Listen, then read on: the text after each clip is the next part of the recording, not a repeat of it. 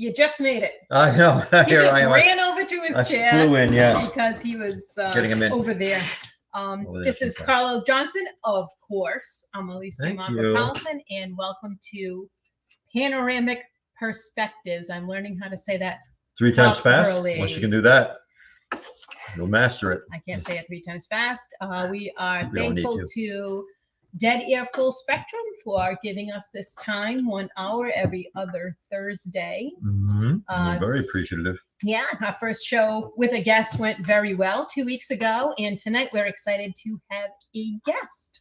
Yes, a very exceptional guest, as will be all our guests. I mean, it's an exceptional field of interest anyway, or fields, but we like to take a departure from, if there is a standard format, we want to veer off from that. Well, if you want to just talk about yourself for a couple of minutes, that way the rest of the show is about our guest and our the audience that wants to ask questions about guest. What do you have coming up in the paranormal realm? I couldn't think of another P word. Paranormal realm, the next few weeks, next few months. It is the spooky season after all. Yes, well, the closest thing was I and my partner will be giving a presentation at the North Providence Union Free Library. And that's going to be on actually, I have a couple of things before that. It's going to be on the 17th of October, but that's for you locals, unless you really want to travel. And I will be giving a presentation honoring the literature and the creativity of Edgar Allan Poe. Don't even have to explain who he was, but that's going to be, I believe, the 9th of October. Yes, that's what we got. Yeah. I want you to be part of it. I want you to at least attend. That's going to be the 9th of October, and that will be in Providence, Rhode Island. And there's, it's a touristy city, so if you can make your way over there, get in touch with me, find out more details. We're actually going to do a fundraiser for the Johnston Historical Society. That's where we are tonight. I'm so looking forward to that. This is my office. This is what I do. It'll be a lot more fun if I get paid, but I do love researching history. On October 17th, we're going to be doing a spooky stories night where people from town, Johnston, Rhode Island, in case you don't know where we are, can come in and tell us all about their haunted houses or their experience in somebody else's haunted house. We found that when we do these library talks, like Carl just mentioned, that we spend an hour of us talking and then spend a couple of hours listening to people's stories after it. Everybody wants to come up and tell us their story about their haunted house. So we decided to flip that around and let them speak first and share their stories with their neighbors. And in the meantime, maybe a little bit more history that I didn't know about this town. We'll learn something, yes. Yeah. I don't think you have to be a resident of Johnston, Rhode Island to attend, but it might help. No. Yes. If you have a story about Johnston, you've done some research or heard something. But back to your appearances. Yes, let's see. I expect I'll be going to the Sleepy Hollow event that Chris Sanders is putting on. And is that the one on the 22nd? October 22nd. Yeah, 22nd. Gee, a month from today. Better prepare. But Chris Sanders will be giving that in Sleepy Hollow. And I'll be, and that's his first Paracon. So we're going to help him out and support him and make sure that works.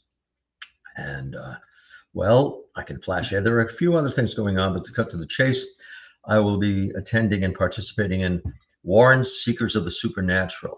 It will be held at Mohegan Sun in Connecticut on October 28th and 29th. VIP gathering, meet and greet, will be on the 28th and on the, I think that's what I got, right? Or am I? 29th. 29th. 20th and 29th. 20th is the VIP party on the Friday night. And the 29th is the actual, the event, the one-day Paracon. Mohegan Sun. And it is going to be very well attended. And that's not a guess. That's not a prognostication.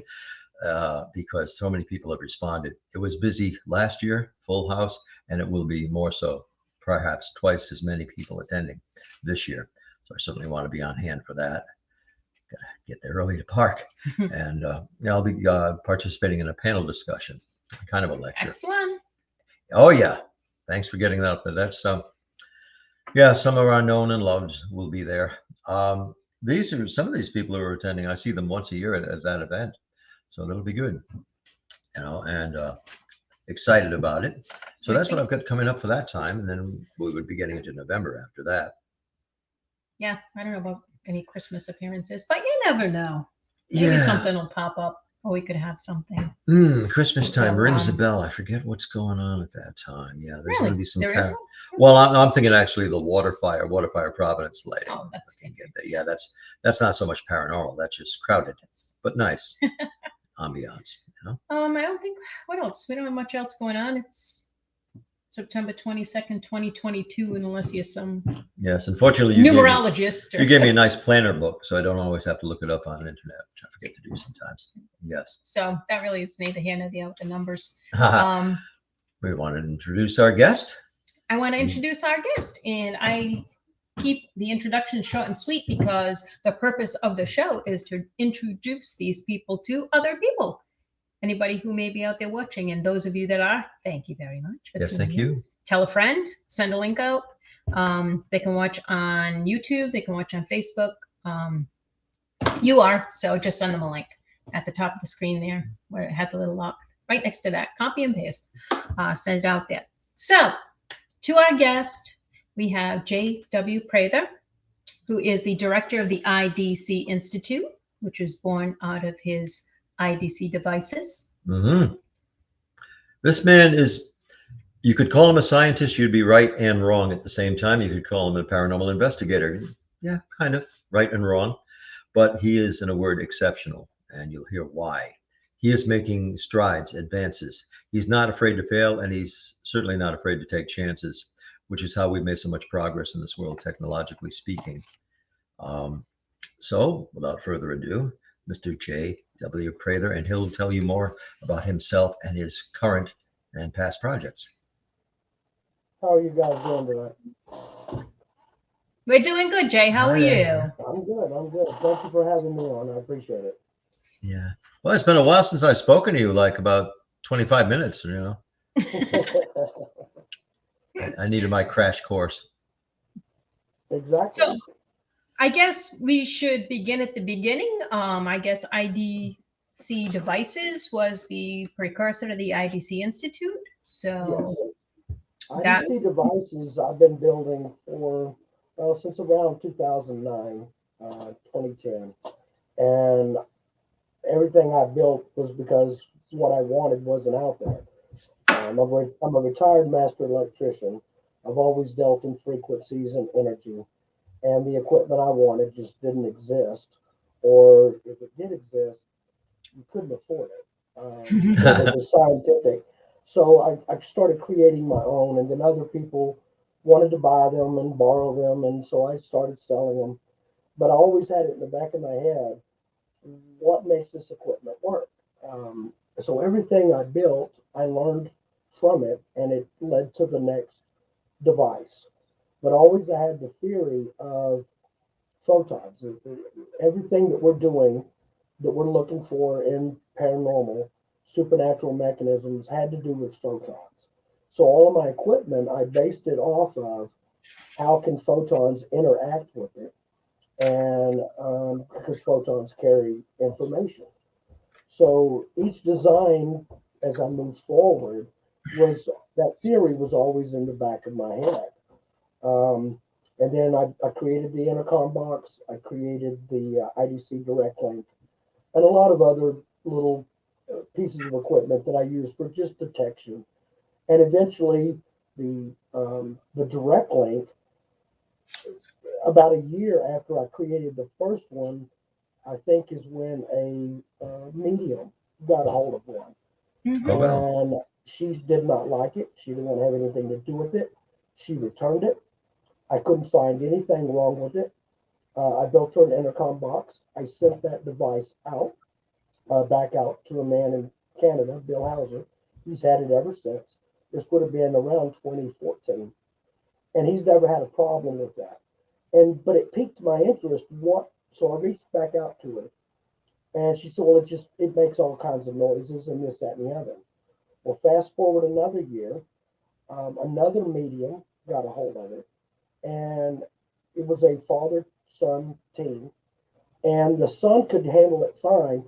The dad couldn't even get his hands near it. If he even got anywhere near it, this thing squawked and made noises and just went batshit crazy. Once again, I had no explanation for why it was happening, but I realized that over time with experimenting with it, that some people's energy was interfering with it so drastically that it wouldn't work for some people because of their abilities. Well, this really fed into my theories on photons and people with abilities, mediums, psychics. So I kept developing my ITC equipment, always had these theories floating around, working everything, built the intercom system, which right now will do up to about 7 million square feet. It is a whole location ITC system, audio, video. It gives you all your feedback. You can send audio out, you can bring it back, you can analyze it all in real time in as many locations as I want. Right now, I'm doing about 10 to 12 locations, but I can add to the system. And this intercom system was based off, once again, ITC and how are we communicating with these spirits, still looking at the photons, carrying information. Um, and then over the last, I would say last year, I really slowed down on building for the public. I had a lot of other projects going and working on these theories. And then something dropped in my lap 6 months ago, and it was the CIA documents from 1983 for the gateway process. Yeah. And they used the Monroe tapes. Well, I studied that intensely. And the more I looked at it, the more my theories, because I'm not a scientist, but my theories started falling in line with what they were saying in these CIA documents. And I had already been doing similar experiments, but not with humans, not with human beings. So that's where the IDC Institute came in.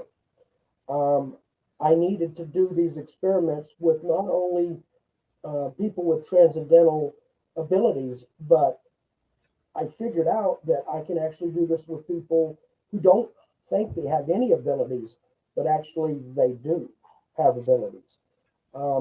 And so now, using human participants in the experiments, along with the equipment that I design and build, we specialize it for each location, and we can get more into that experiment here shortly. But that's basically where IDC Institute is now. IDC Devices is supporting IDC Institute, and where I'm trying to go, because I'm bridging this gap between not just material sciences, but post-material sciences, but also the spooky field.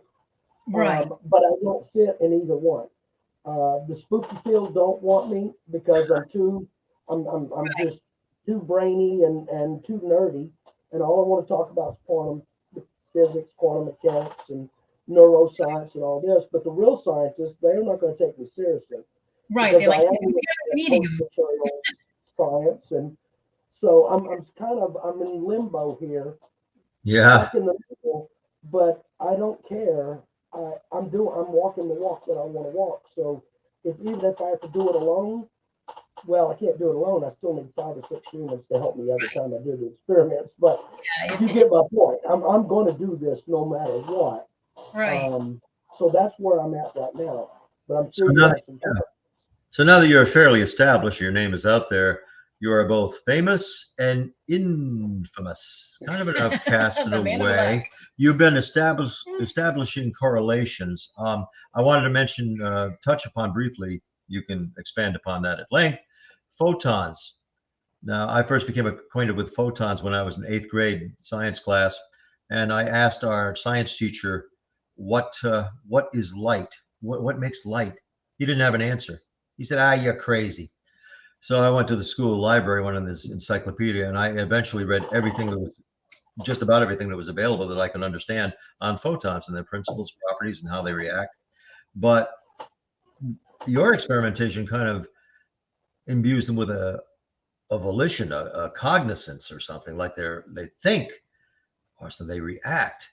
What I know about the study of photons throughout the 20th century, and as it advanced, photons do things they're not supposed to do. They start to defy the laws of physics. They transcend the laws of standard physics. And then when you get into the 21st century, it gets truly bizarre. They can do things like some people say they can time travel. Some people think they are affected by the mind, the human mind, or animal mind. Some people think they are a consciousness in themselves. So they're bizarre, they're strange, they're interesting, they're magic. They are. And a lot of people get confused when I talk about photons, but I'm not talking about light. Right. I do a lot of experiments where I do use light and lasers and different light frequencies. That's my IDC spectro system that I built.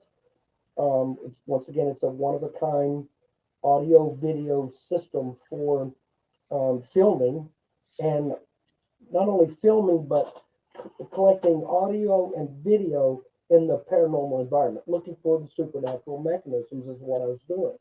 But most of what I've done with the photons is they carry information. And if you look at radio signals, and of course I was building ITC equipment, and I custom designed my own circuits and everything for my ITC equipment. So it goes well beyond just a broken radio. But all of your information that comes to a radio is carried on photons. So there are a lot of different kinds of photons, not just light. And all of these carry information. And then, of course, in my theories, I was looking at quantum entanglement, quantum superposition. If spirit was made up of photons, is what was my theory, then how could they be in more than one place? How could they be here and there at the same time? And this is, what really got me looking into quantum mechanics, quantum, field theory and all this. So it wasn't until the gateway when they mentioned the theoretical particles, the tachyons. Oh, yes. And so I got to looking at tachyons, and I'm really looking at tachyons. They are theoretical, but if they are real, they could explain so much more. But after they discovered the Higgs boson, the God particle, if that can give mass, could it also take away mass? If the God particle gives mass, Right. and that's what slows us down to where time and space affect our physical body. Mm-hmm. If we became a mass that was zero mass, if we had no mass, at that point, we would be able to travel faster than the speed of light. If the Higgs boson was responsible for giving mass, could it also be responsible for taking away mass, say at our time of death? But even more importantly, could we do this? Could we somehow do this while we're alive? And a lot of, over the thousands of years, different societies have had people that were able to seemingly transcend. They were able to meditate, and they were able to leave their bodies, and they were able to do all this. So when you're looking at post-material science and you're looking at material science, you can't just throw one out and keep one, or throw the other one out and keep the other. There's got to be a connection there. Right. And that's what I'm looking for. What is this connection? And that's when I got into binaural beats, and I started working with HemiSync. And if we can synchronize both sides of the human's brain, they're able to have these experiences. Yes. So my way I look at the paranormal, I don't use the word ghost. I don't use the word spirit anymore. And here's my reasoning. Ghost gives you automatically a linear thought. If I say ghost, what do you think? Past. Right. So your brain's on this linear trajectory. Mm-hmm. But if we're going to really think about this, we can't think about a linear trajectory. We need to be thinking about what's left, what's right, what's up, what's down, what's behind us, and what's in front of us. Because all of this does exist. We know it all exists, and it's all existing simultaneously. And what they discovered during some of these experiments, people um, were experiencing past lives. Well, I'll go a step forward and go, how do you know it's a past life? Once again, you're thinking linearly. What if they experienced a future life they haven't lived yet? One of my participants experienced something with a granddaughter that he does not have. So is that a future life that he has not lived yet? Will that granddaughter come to pass? Or was that another life to the left or to the right? Because Right. we got to stop thinking linearly. If you can believe in a ghost, why can't you believe that there's things all around us in all different directions, all simultaneously? And that seems, that ties into quantum entanglement. You know, when particles affect each other regardless of the distance and even time. Spatial relations and temporal relations are distorted in quantum entanglement, which I have a very basic understanding of. I don't know if I even want to say understanding. I'm acquainted with it. But I love it when the physics are defied and the impossible happens sometimes. Well, it's all there. It's just our understanding of it is defined. A new, we've come to a new understanding. Just like electricity has always been in the air. It took, someone to discover, hey, wait a minute, what's this going on up here? Then figuring it out what it is, harnessing it, using it, charging people arm and a leg for it. Yes. Well, everything Tesla did was based on the resonance, of Earth, and look what he accomplished by doing so.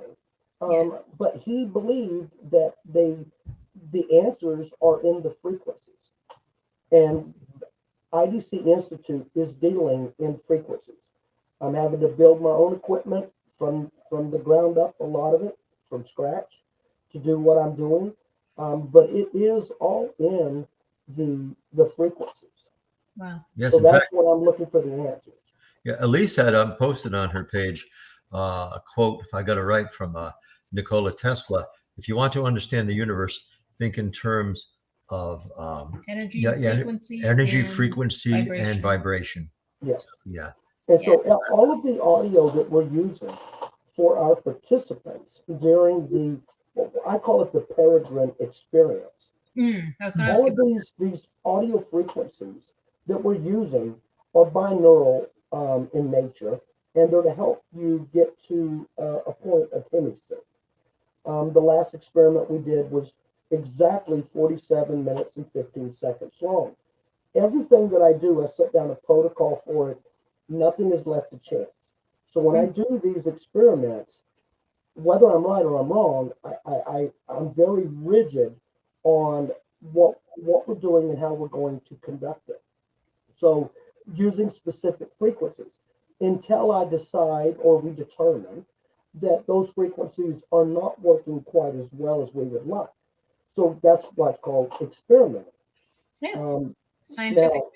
Change it. The World Gate project as a whole is actually three different parts to it. We have the Peregrine experience, which is where we subject the human participants to hemisync, and then allowing them to travel or see past lives or future lives or side lives or whatever. They can also manifest, they can heal, or manifest whatever it is that they're wanting to manifest. Now, on the manifest part, what I ask them to do whenever they're in the Peregrine experience is when they go through the gateway is to leave it open. Don't close it behind you. Leave it open. And the next part of it is the catalyst experiment. Using audio from feedback from them, as well as other audio frequencies, I submit the environment to these audio frequencies to try to open a physical gate. And that experiment is called the Omnia experiment. And we did this at the Conjuring House and the goal was to open a gate. The first time the participants did very well. The House didn't really respond. Area 111 did not respond. That's the designation for the mathematical designation based on its longitude and latitude. It's Area 111. It did not respond. But the second time we run the experiment, 2 days later, the House very much responded, and it responded for about 25 minutes. So we did definitely. What does that mean? What does that mean? The House responded. Well, we have grown men chasing somebody around the house. There's a woman and a man arguing when there's no women in the house. You hear footsteps. Oh wow. The lights were flashing. We filmed this for a documentary. So I don't want to give away a lot. Yeah, right. I just wanted to get an idea of what you meant. But the house, the Area 111 definitely responded the second time. But I made some adjustments to the frequencies, not for the participants, but the frequencies I was submitting the house to. What I was, putting out into the environment itself. I made a change to those frequencies, increased the duration, and the house responded. So, of course, it's an experiment. I had my notes. And next time I'm going to try to repeat that process because we've seen a difference in the experiment. But we also added an observer. And we know that from Einstein's theory of relativity, once everybody knows about Schrodinger's cat. Yeah. Once we add an observer, right, we've really changed. We changed the environment. You change the experiment. You could change the outcome simply by adding an observer.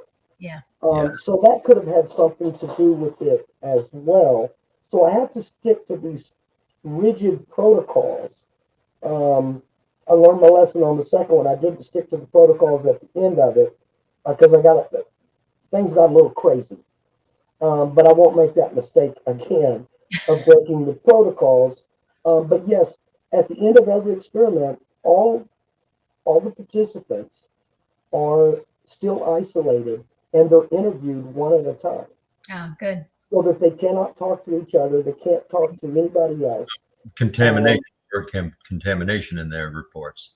Exactly. So that when they, for various reasons, we can verify that they have not talked to each other. So if they have shared experiences, we know that those shared experiences were definitely during the experiment and not afterwards from just sharing knowledge. Right. Do people sometimes, or any colleagues, approach you and suggest that you're being a tad incautious, that you shouldn't tread upon these unexplored territories? Yeah. And like, man, what are you messing with? The demons, is that what you're trying to say? Yeah, you're getting closer. You're opening portals. And you know what's out there. There are things. There are demonics, all kinds of things we haven't explored. You're taking chances. Suppose you can't close that portal. I hear portal a lot. Suppose you can't close the gate. Something might get in here and not go back. They attacked Tesla. Yeah. They attacked Edison. Edison actually attacked Tesla more or less. That was one of the biggest smear campaigns you've ever seen. But yes, anybody that's pushing the boundaries, you're going to get pushed back from the public. Right. And this is what I'm saying. The spooky environment, the spooky paranormal field, they don't like what I'm doing. I'm not talking about ghosts. I'm babbling. But the scientists, they think that, let him do it because, he's probably not going to open anything anyway because they don't believe. Well, some of them do. I mean, you can look at scientists like William Tiller. He passed away this year. But these scientists, there are a lot of mainstream scientists, PhDs, that believe in what I'm doing and believe it works. If I remember, William Tiller was very much a materialist. He was. He was. But as in later years, he did start looking more into post-materialism. He looked into consciousness and a soul. Now, the gateway process, Bentoff and Colonel McDonald, they called it the absolute, where everybody went was the absolute. Now, William Tiller, he called it the all. It's the all consciousness. I believe they're both the same. It's where we go when we die. It's where we come from. We've always existed. We've existed since, you could say, the Big Bang or God snapped his fingers in Genesis. Either way, energy cannot be created nor destroyed. Everything was created at that moment. So we've always existed, but we changed forms. And so that's why I look at photons and tachyons. If that is our true form of energy, then we just, once this body's gone, this meat sack is gone, I still continue on. We can call it a soul, a psyche, our consciousness, whatever. But I believe that we can leave this body temporarily now. And everyone has the ability. Everybody calls them your gut instinct, or a mom's intuition, or there's all these things that people know, they don't know why they know it. Right. It's because of the brain is physical. Okay, our brain is physical, but what's going on in there is non-physical. Okay, so when we hemisync, and I believe that sometimes even without hemisync, we know things. The brain is somehow registering the non-physical part, which the brain's not supposed to be able to recognize or receive or break it down. What is non-physical? Even photons is physical. That's a physical science. Even though we can't see a photon with the naked eye, photons is how our information right now is going out over the internet to all the people that are watching us. Not just the photons that they're using to see it, but the photons are carrying the information from here to there. So that's very much a physical science. But there's a non-physical part too. And if you're not afraid to make mistakes and take ridicule, you can look at these non-physical theories and go out, and you got the guts to build the equipment, you can try it. But people are going to come at you. They do come at me, yes. Yeah, that thoroughly answered my question. I had a suspicion that some people do. You have some detractors, some questioners. Yes. Yeah. Now the tachyons, the postulated tachyons, supposedly they come from a concentration in the sun. I've heard that they are constantly passing through our bodies, and of course we're not aware of them. I mean, can a tachyon be influenced, harnessed, funneled? Do you think? I know it's theoretical. I believe that the tachyon is what we're going to eventually discover, whether it's 100 years or 1,000 years, that the tachyon, or something like the tachyon, is very real, and it bridges that gap between physical and non-physical, and that is what we truly are. We have to be made up of something. Now, we look at, going back to the Higgs boson. The Higgs boson can give a particle mass to slow it down. Well, if God wanted us to be able to have experiences, he would definitely slow us down so that time and space matter, and I can live to be 10 years old or 100 years old or whatever it was that God decided. And see, this is another thing. I start talking about God, and people are like, well, you can't throw that in there too. Why not? The moment you throw stuff out that you can't throw out, you're not being subjective anymore. You're not opening yourself up to everything. Why can't there be a being that did this, an intellectual being that created all of this for whatever reason? That being, we couldn't fathom why. But if he wanted to slow us down, because if you're an energy that has always existed since the beginning of time, and you will always exist, I would think that'd get pretty damn boring. But if you slow me down for 100 years, and I discover love, grief, life, pain, pleasure, all of these things that I wouldn't maybe get to experience on that level as a human being, or even another creature. And this is where aliens tie in and cryptids tie in. All of these creatures, aliens, they all may still exist. And who's to say that my past life and my future life, my energy might not be on a different planet in a different dimension, and I don't even look like a human being anymore. Wow. So once you open yourself up to this, and you really look at science, science opens it up for you. It really does.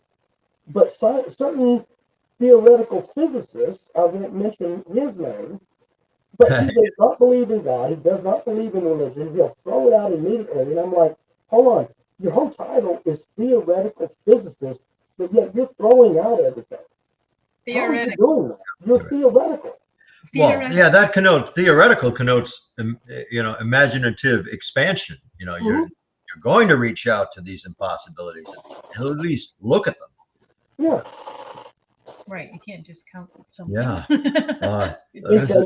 Until you can discount. But theoretical physicists aren't about discounting. They're about all the what ifs. What if this? What if that? Right. And I am too. I'm what if. What if I kick this horse? What's he going to do? And I'm kicking the horse all the time. What if? Yeah. Yes. Another topic. Fortunately, I have my notes committed to memory. I don't know how I did that, but well, we don't like to say ghost. I try to avoid it, but I'd say we lack, clinical nomenclature, the terminology. I don't like saying demons, but I have to because I'm a demonologist, and kind of lose something in the translation if I'm not, Exactly. But and we're our lexicon, our language is nomen directed, you might say. We need our symbols, we need our names. But I'll say, can a ghost, a spirit, an entity be synthesized, be created by thought? Can you make a ghost? Do like people do it inadvertently? Yes, like a poltergeist. The output of energy, directed and creating at least a quasi-conscious being, an entity. Well, if we created it, then it would have to always exist. If we somehow created an energy, but we couldn't create the energy, the energy would have to be something that we took and it changed form. So we would have to take an existing energy and change its form, but could we do that into something that you're saying is an intelligent entity that would live on forever? Responsive, reactive, can almost exist on its own. Is that very much different than a schizophrenic or someone with a mental disorder who has these, what would appear to be a non-physical things going on in their brain that a therapist would say, well, you've got these mental deficits and we're going to, medication will help them. So would that not already classify as creating something that did not otherwise exist and it's very real to the person who is suffering from this condition? Would that be that much different? Well, in 1400, very much generalizing, the threshold of the Age of Enlightenment, wouldn't that be demonic possession, an invisible agent coming into that person, taking over them? No schizophrenia, no, dissociative personality disorder, isn't that? And who's to say it wasn't, in that sense, demonic possession, just in very, very broad terms? It very well could. I mean, we can't discount any of that. We can't. And I do look at, really for my participants, I'll say this while we're on the subject. I have a questionnaire for them. So I do, it's not so much a psychological workup, but it is out of safety, out of the sense of caution that I have a questionnaire, because I don't want to put somebody in a situation where because of something they may already be suffering from. That I made it worse. I can't do any harm. I do not want to do any harm. So subjecting humans, like I do with the experiments, I need to make sure that they are in the right headspace at the time of the experiment. Because you can, messing around in a human's head is not a good place to mess around if you're not a professional. Yeah. Yeah, I just put up this quote from Sky Ray that says, also people will be pre-interviewed to be sure it's a positive experience, the risks. That reminded me of one of the things I saw you said in one of your videos was, we will hound you for information before we begin. Yes. Which I love. I mean, you know, I don't think people get enough information before they do some of these field experiments. So that's Yes, I can only do maybe 2 of these a year, max maybe 3. It takes me a couple of months to get ready for one. Yes. And everything that goes into putting the experiment together. So I can only do a couple of these a year on the large scale, the world gate. But the smaller experiments, I could do a couple a week. If you know, if I was in a lab or I had a location where I set up for a couple of weeks, I could do a couple a week. Maybe even get it to where we could do them daily. On the smaller scale. Yeah. Right? Because they do scale. The world gate's a big one. Well, I mean, it's the world gate. You're trying to open a gate to another world. That's bigger. Yeah. But these smaller ones where we're just looking to help people with transcendental abilities or find out if they can use those transcendental abilities. Those I could do multiples a week, and I call it taking the ride, because that's what a couple of guys call it. And they're like, "Hey man, when can I take a ride again?" And I'm like, "Well, I'm working on something." They're like, "Well, I need to finish. I was there, I was doing this, and I need to go back. I need to finish this. I need to take a ride." And I'm like, "I'm working on it, bud. I'm working on it." Now, do you find with some of these experiments, I mean, you vet your people and make sure they're going to be okay, and you do the experiment and they have some kind of an experience. Do you find that some of these people go on to have experiences after the experiment is done? Are they changed? Really? Yes. And they don't even need me. Once they start learning, they don't even need me, because there's a lot on YouTube, binaural beats and things where they can learn on their own. So they don't really need me for that part of it. So once they start learning it, they can own those abilities. But what I'm doing on the bigger scale is combining the physical environment with this non-physical experiences. Right, and that's a big difference between you and everybody. I can't say they're non-physical because there's no proof if they're physical or non-physical experiences. That's what we're looking for. That's why I'm doing it, is to get that determination. But I'm combining the physical and the non-physical. Now that's on a larger scale, and for that they do need me. They need my equipment and what I do. But for the transcendental, if they want to learn to meditate and see if they have these abilities, even a good medium, they can take those things and they can further their skills too. And they don't need me for that. Right. Right. But you see, you are in yourself a catalyst, though, because you stimulate people's interest in these experiments and you take them a bit farther. You're intrepid. You don't, hold back because it might be a little, I don't know if I want to say chancy, maybe potentially. I don't know if you're aware of another experiment that was done at a certain location we've been speaking of, and it was a seance, and some things went really, and I'm not talking about what happened decades ago. There was actually a seance, but well, now you see, he has been taken away. No, I'm here. He's been, you become invisible. No, I'm not saying this is good. No, I'm kidding him. It's just, you look down and all of a sudden you're like, oh, no, wow.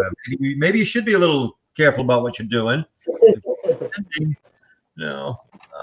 Yeah, well, a seance was done in the Conjuring House, and I wouldn't say it went awry because that was the intention, to push the envelope, and it had remarkable results. Are you talking about the week I was there? You were there, and yes. Okay. I had some other things going on in the house that I don't think you were aware of, because you were tied up with the seance. Yes.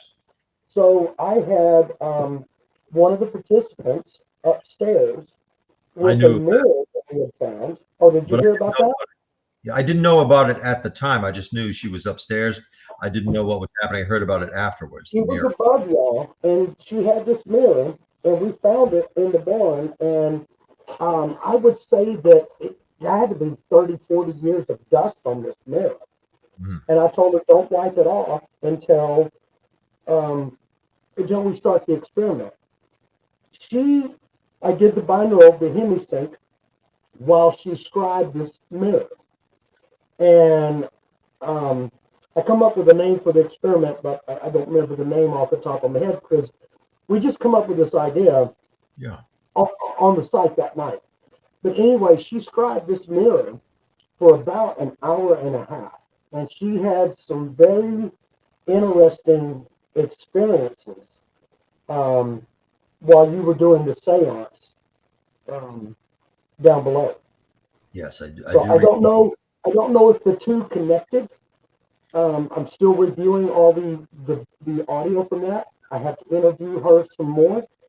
I don't know, and I have not seen the video from the seance, because I was not in there. I was in my trailer. I was in command center.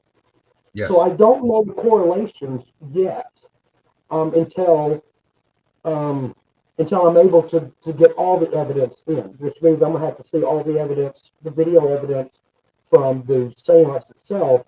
And then I'm going to try to make a determination if there was some kind of a correlation between her experiences and what y'all were doing down there. Because with her headphones on and her staring into this mirror, she can't hear what y'all are doing down there. Right. She could be. She was instructed to feed back information of what she was seeing and experiencing. So she was sending that back to me in base camp, and it was all being recorded there. So I need to correlate all that and see, was there anything, or were they two separate things that didn't interfere with either one? I don't know. Did she just have headphones on so she couldn't hear anything going on in the house, or was she subjected to binaural beats also? She was subjected to the audio that I use for the hemisync. Okay. Audio frequencies. Now, the audio that she used during that experience was not the same audio I used for the 6 participants experience, because that audio has instructions in it. Oh, okay. I did not want to give her too many instructions while she was scribing. So we used a similar audio, because we produced it all ourselves. And we put the information in the audio ourselves for each experiment. So she used a little bit different one because the instructions were a little bit different. Right. But we just mainly wanted to get her into that state of hemisync and see what transpired. And I filmed that mirror for another half hour after she was done. I just left the camera running on it. And I really haven't found anything in that, but this is how I'm doing the experiments, to see what's happening during, but also what's happening afterwards. Yeah. In the environment. Yep. Wow.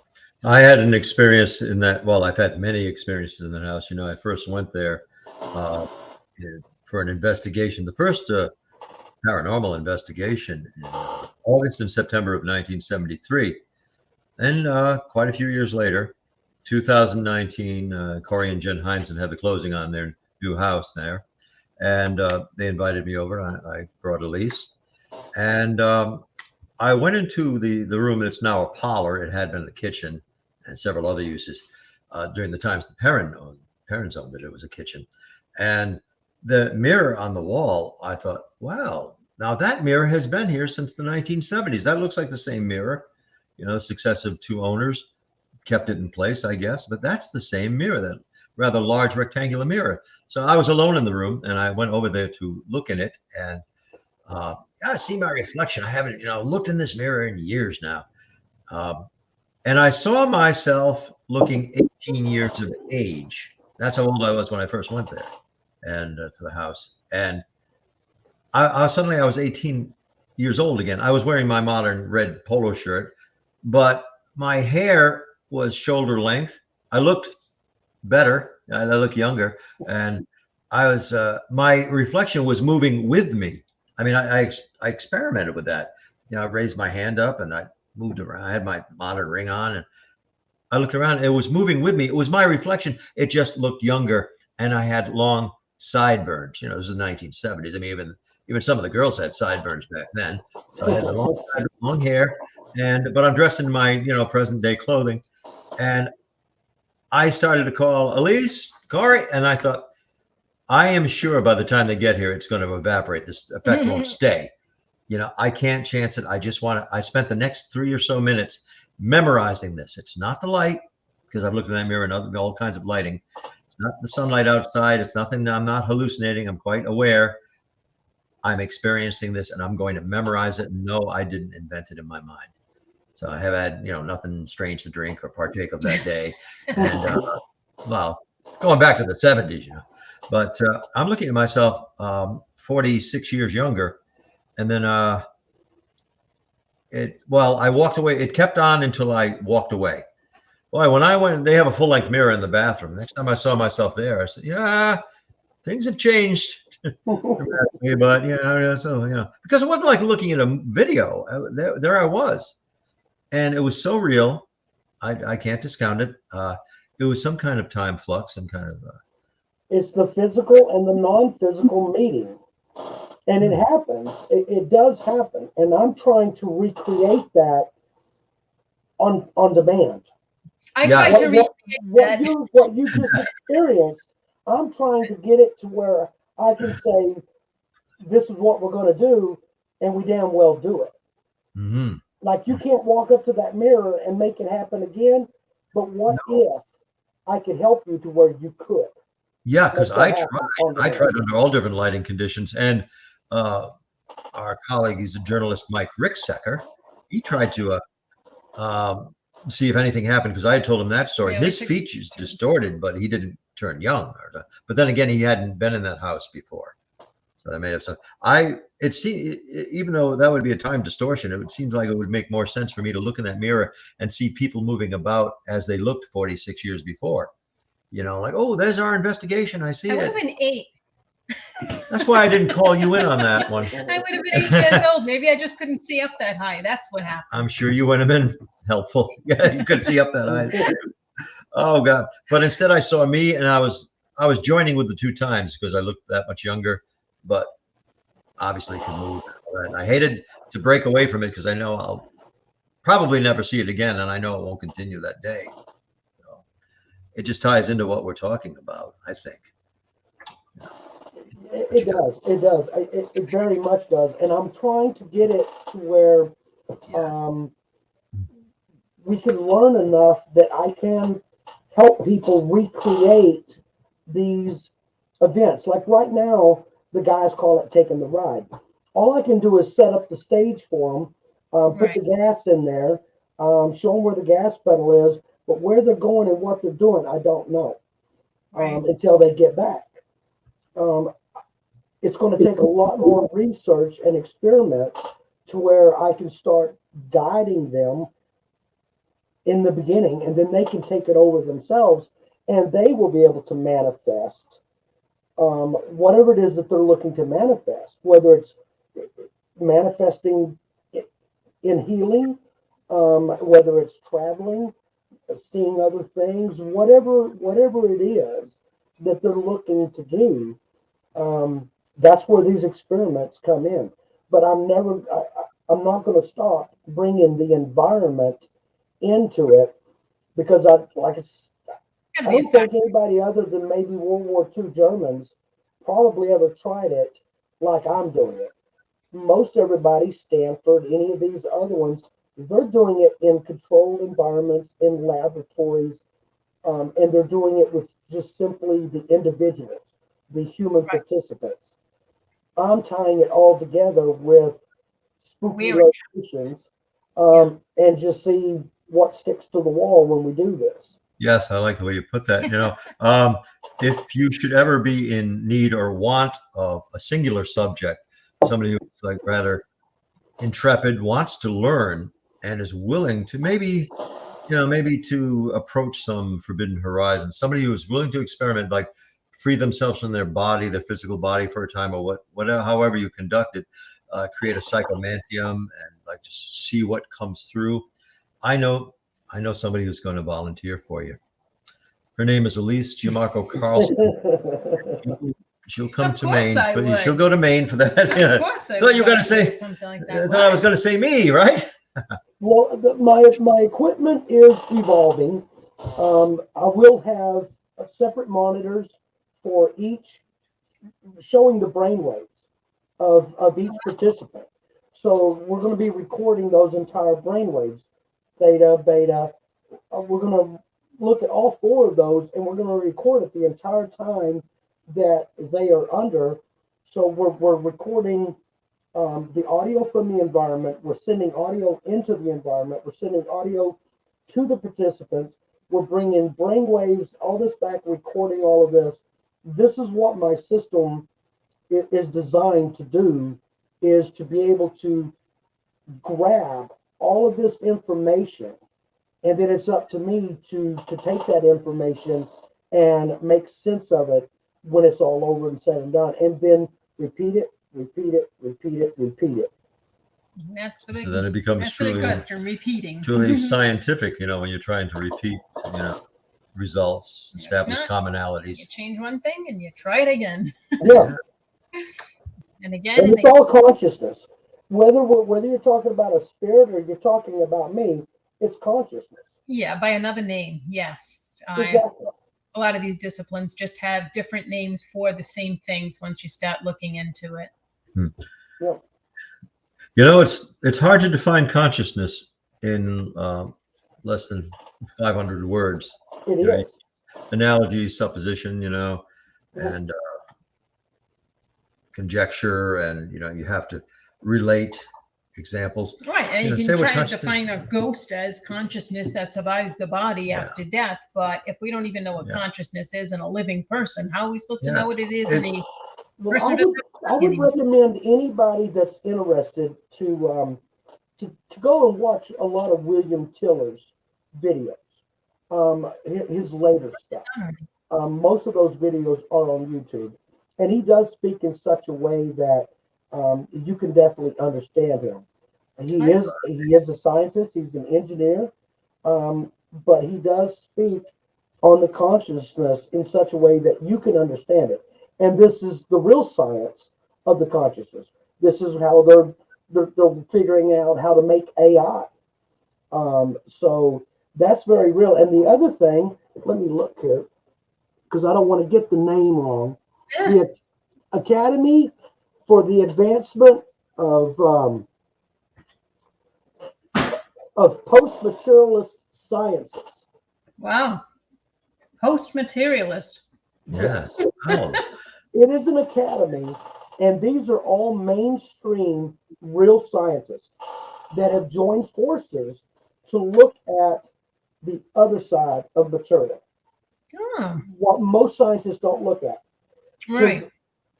A lot of scientists, they're afraid of their colleagues, how they'll be treated. Like Tiller didn't care, but a lot of these colleagues, they're worried that their colleagues are gonna, if they look at these other things, that they're gonna be, frowned upon. But right. The academy, those are all mainstream scientists, neuroscientists. These guys are in the quantum fields. These are real scientists who are looking at these other things. Finally, finally, Right. after all these Very years, to come out. Right. Well, that's kind of how the SPR started when they, started looking into all these spiritualists that were ripping off people. A bunch of scientists from different disciplines got together to try to prove or disprove all this spiritualist stuff. But then that kind of went by the wayside, all that scientific stuff and getting together and talking about philosophy and whatever. People like whatever. But it's nice to see that now, a new incarnation of that. Yes. It's Speaking modern of the science. SBR, it seems like there have been leaps and bounds. The Modern 1860s, science and then is. you get a research interest in the That's fantastic. 19 teens, and then the 1920s. There's a resurgence of this interest, and some of those correlate with major scientific advancements. Einstein, Nathaniel Rosen, coming up with quantum entanglement. There seems to be a parallel between that and interest. Of course, you also get the other side where you've got the mediums and making a living at it. Making sometimes fraudulent mediums. Not that happens anymore, but Well, I mean, the reason I wanted to have you on, after I follow you on Facebook, I've met you a few times, and when you were talking about your devices and how nobody seemed to understand what you were doing with them. So I watched the videos, I watched the Institute videos, and learned about that. And I mean, people hear IDC, they think ITC, and they think, oh, great, you built a spirit box, so you're just going to have and a couple of voices come through. And then it's like, no, it's just so much more than that. So I really more than just a broken radio. What I'm building is based on a theory. Now, whether it works or not, that's not for me to decide. That's for whoever's using it to decide. But I'm not building it from just a broken radio or snipping a wire or ordering kits. I program these. They're binary. Yeah. They are zeros and ones, just like photons are binary. They're zeros and ones. So when I write my code, whenever I build these boxes, I'm building them in such a way that I'm hoping to allow photons, which are binary, to be able to step into the device itself and manipulate it in such a way that they can use it to communicate. Right. And when the direct link is talking, it's talking. And when it shuts up, it shuts the hell up. And it's just the way it is. And it's also random, and it's scanning anywhere from 2,500 frequencies to 10,000 frequencies, depending on which model they order. So a lot of people don't understand this. They're thinking, well, it's just a ghost box. It's going to scan 210 frequencies linear. Well, that's what a normal ghost box does. That's not what mine does. Right. Yeah. Right. There's so much more to it than that. It's, Yeah. It seems that there's the equipment people over here either going to use this stuff and, something's going to show up on a screen, something's going to, we're going to be able to hear something. And then you've got a medium sitting over here, and then you've got somebody with a flashlight over here, and nobody's comparing, contrasting, trying to work towards the same thing. They're all I'm trying to combine all that. Yeah, you're trying to combine. People I are in there. didn't realize that some mediums wouldn't be able to use the direct link. Right. So you discovered a whole nother dimension to that, working those things together. And that was accidental. I wish I could take credit for that. That part was accidental. But I did take that accident and I moved forward with that knowledge, and I continued on rebuilding my code for another 3 or 4 years on, rewriting it. And some customers, they call and they tell me what kind of a code they want. They don't know what the code is, but they tell me what they want, and I write the code to give them what they want. Right. Wow, that's good. And not one size fits all, and because you're dealing with different locations. I think I've seen Kevin Hart on here a while ago. Yeah, we saw Kevin Hart on here. Kevin Hart has 2 of my direct links, and he ordered 2 of them, and the biggest one's 10,000 frequencies. He said, "Hey, Cat, can you cut those in half and put half in one and half in the other?" I'm like, "Yeah, and I'll make a little buffer there so they'll never overlap. Is that what you want?" He said, "Yeah." He actually had a conversation start in one and end in the other one, and they're not even scanning the same frequencies. Oh, that's interesting. The same voice came through one and then finished in the other one, and they're not even scanning the same frequencies. It jumped like 2 persons, in this case, perhaps one personality, two persons in a room conversing with each other. Jump, and went over there. That's Innovative. interesting. That's for darn sure. And all I can say is that the photons were able to manipulate both boxes in the same way. The frequencies is just what it was writing to do it. It was just writing those frequencies. Right. That's why I don't take any frequencies out of my boxes. Yep, there's Kevin. Sure. Yes, sir. I'm glad our viewers can read the comments. Good.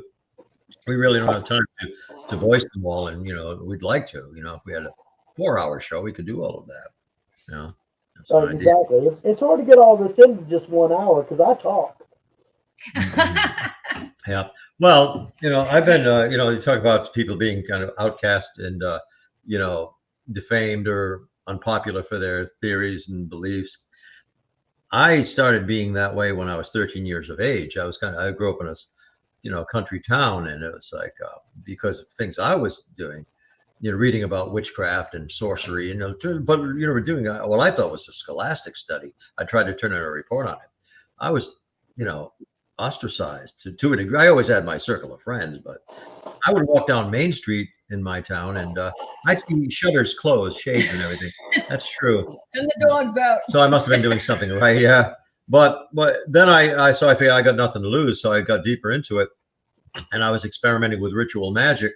One thing I did was I had what could be called the successful conjuration. I was trying to call in an entity for it's not like grant my wishes demon. It wasn't like that. I was trying to get like a servitor or something. There's something that could respond, but not necessarily do my will, just be there. And one thing I used, I didn't mind black candles and incense, but I used a stroboscopic light, and I turned that up. And during the conjuration, if you will, I kept increasing, the rapidity of the flashing. And when I had some neat music playing from Tangerine Dream in the background and black light. So I was employing lights, and I turned the strobe light off. And then when it, got to capacity, so it's almost, you'd almost not notice the flashing. That's when this thing appeared in an outline form. And it was like kind of a anthropomorphic form. It looked like a person. And I said, wow, I've got results here.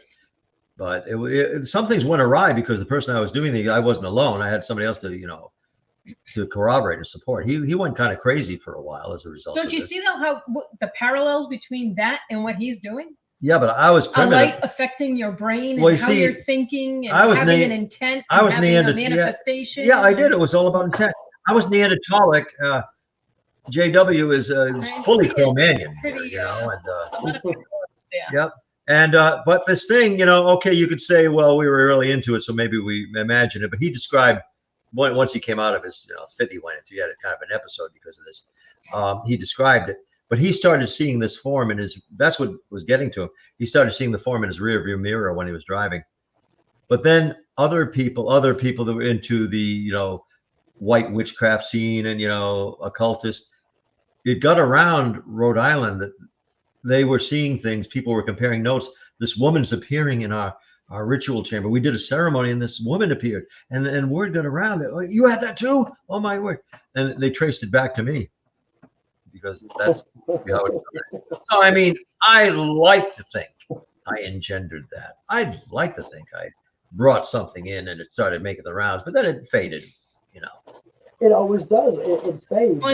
Yeah. That last experiment. Now it hasn't faded for the participants, but it quickly faded within about 20 to 25 minutes. The house, Area 111, settled right back down into what would be normal conjuring house stuff. Because they do investigate. They do have their norms that night. So it was normal conjuring house stuff as the night progressed, but for 25 minutes. It was pretty nuts. Oh wow, I can't even. So you guys are working on a documentary about that? Yes. Well, it's a 3-part miniseries, as far as I know right now, and I don't even know the name of it yet. So, but I believe it's going to be on Amazon Prime, maybe. Yeah. Is that what it is? Amazon Prime. Yeah. Yes, you do. Yeah. Wow, I don't know. I don't get into that part of it. Matter of fact, I think I even snapped at the cameraman one time when he was in my trailer. And then I'm like, oh man, he's supposed to be here. But when I'm in my zone and the clock is running, it was 47 minutes and 15 seconds. And there's certain things I've got to do at exact times. It's not automated. I do it myself manually. And I'm watching this and I go to move and I bump into him, and I guess I was probably a little rude, but he's supposed to be in there. He's supposed to be filming me, and I'm supposed to be, a dancing cat, and I'm supposed to be talking to the camera and all this. But I knew what my job was. For that 47 minutes and 15 seconds, those 6 people in there are relying on me, because it's taken us months to get here. And now I have 47 minutes and 15 seconds to pull this off. Yeah. I didn't know if I'd get another chance at it or not. So no mistakes. I got to get this done. I was very intense. So I normally don't get in on the filming side of it and all of that for the documentaries. Yeah. But I've been involved in a couple of them. Well, that's even better. Yeah. Well, it's our time about our time to wrap. I don't want this to go away, but all we can do is have you back. Our guest of 2 weeks ago, we want her back. We want you both back. But in the meantime, maybe we could just oscillate and have them, trade every other week, In the meantime, people can watch your videos on YouTube. Yes, YouTube. Under JW Prather. I have some more. I don't know if they're all on YouTube.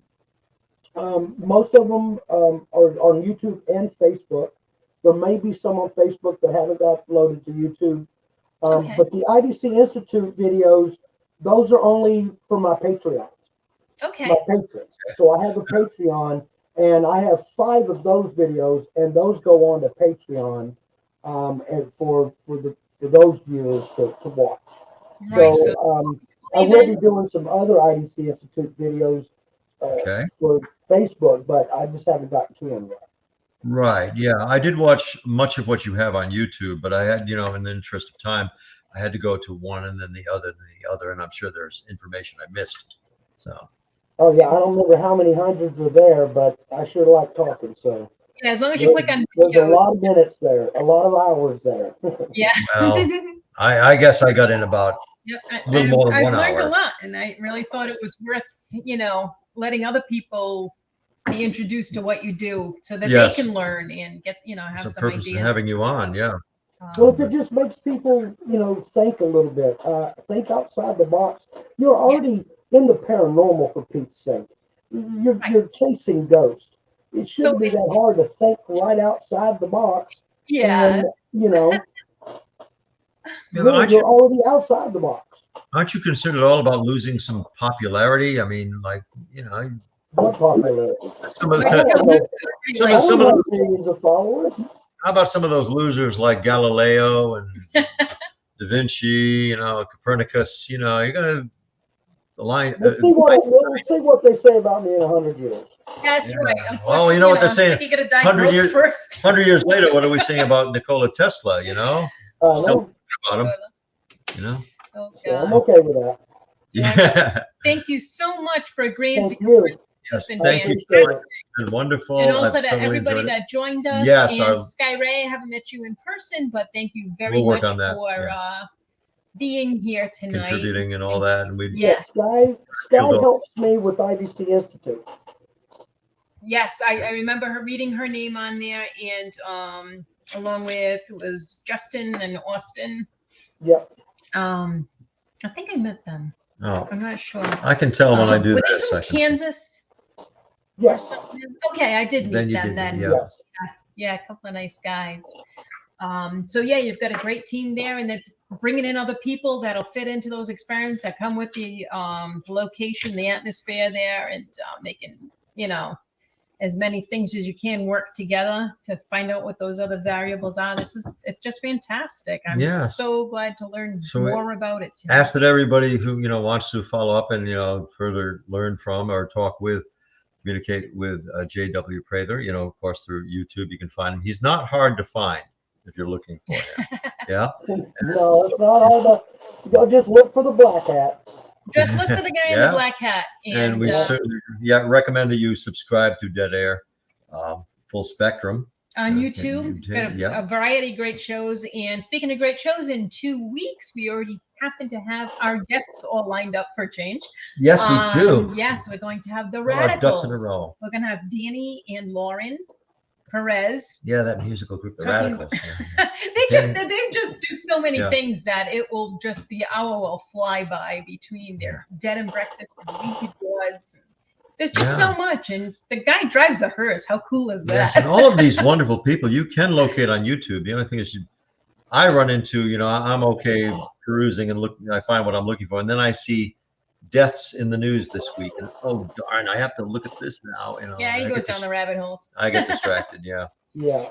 Thank you very much to Ken and Denny. Yes, thank you so much. Yeah, thank you, Ken. For being behind the scenes here. Well, I'm still getting used to. So I like to clicking say, on you, things. you need a thermal imager to see Ken. He's taking himself You need a off the FLIR, screen. but he's around. Yeah. All right. Well, thank you everybody very much, and good night. Good night. We'll be Thank you. Good night.